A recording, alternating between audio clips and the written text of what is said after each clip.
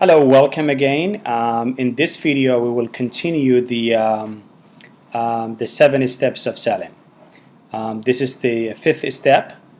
We talked about the first step, which was greeting the customer at the door. Second step was qualifying the customer, finding more information about the customer. The third step was doing a presentation about the features and the benefits of the product.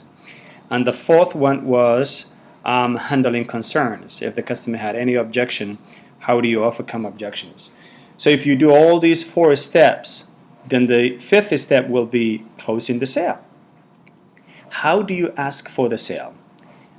This is sometimes a challenge to many sales associates. For the most part, the new sales associates, it is hard for them to ask for the sale. So in this video, we're going to give you some tips that you're going to use to close the sale without coming out as an awkward and simply asking them an odd question to the customer. So we're going to use what we call trial close. If you use trial close effectively, you don't even need to have the last closing statement, which was, okay, give me your credit card, let me wrap it up the sale for you. You don't need to make that statement if you use the trial close effectively throughout the selling process. So what are the trial close?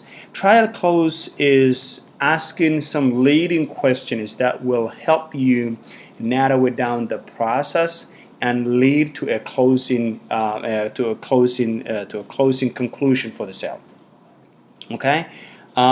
So the first one would be, you would ask something like, how soon do you want delivery? If the customer tells you that they need next week, then you know that they have to make a decision today if they find something that they like it. You might ask something like, how about next Friday for delivery? Just to find out if Friday is good for them. Again, that's another leading question, another trial close. If you ask them, what color would you like to get it? Do you like the black color? Do you like the red color? Customer is looking for a living room set. The living room set comes in different colors, black and red. They've been going back and forth with this set. Now you want to close the sale because you went through all the other 4 steps, right? You simply ask a question like, do you like the black or do you like the red?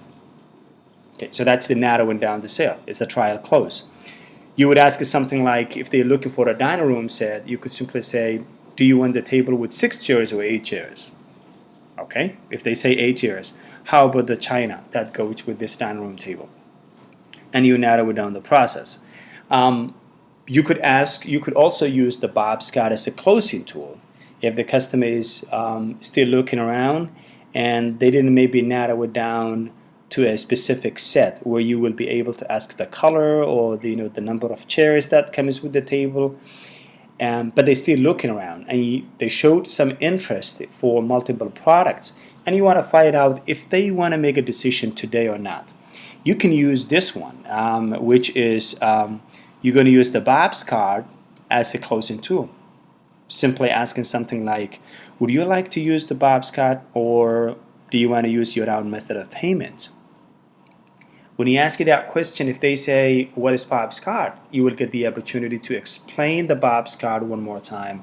Hopefully you already mentioned the Bob's card before, but this will give you a second opportunity to explain in detail what the Bob's card is all about. If they know and then they said, no, we just don't want to use the Bob's card, we're buying a house or something like that, then they want to use their own method of payment, okay, that's good. But they give you a signal that if they find something that they like it today, they will make the buying decision. So these questions, if you use effectively, this is just a sample of the trial close questions that you will be able to ask the customer. But there's plenty of them, depending on the situation and the conversation you have with the customer. So use questions like this to narrow it down the selling process and close the sale.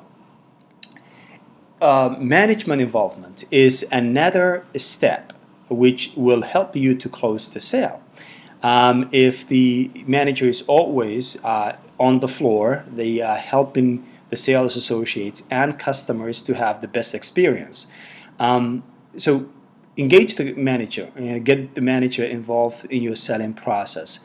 If the customer is asking you too many questions about discount, the manager could help that. If the customer is asking you for free delivery, manager could help that. If the customer is hesitant to make a decision today, but they showed some interest in multiple products that we have it on the floor, manager could help you to narrow down the process. If the customer is declined the Bob Scott, manager could help you with that. If the customer doesn't want to purchase the protection plan and they give you a no, if you involve the manager, manager could help you with that. So involve the manager. Managers always add some value into your selling process. The other thing is the last step we're going to talk about here for the 7 steps of selling is follow up.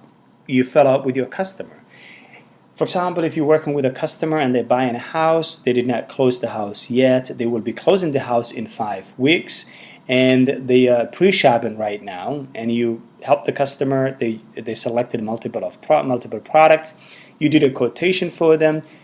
Make sure that you know the date they're closing the house, and you give them a call to remind them as soon as they close the house, they come back and see you. That's one of the things that you could do.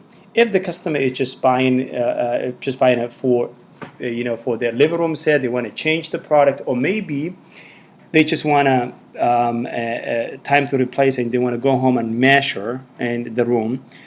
If you get their contacts, give them a call. Give them a call a day or two after.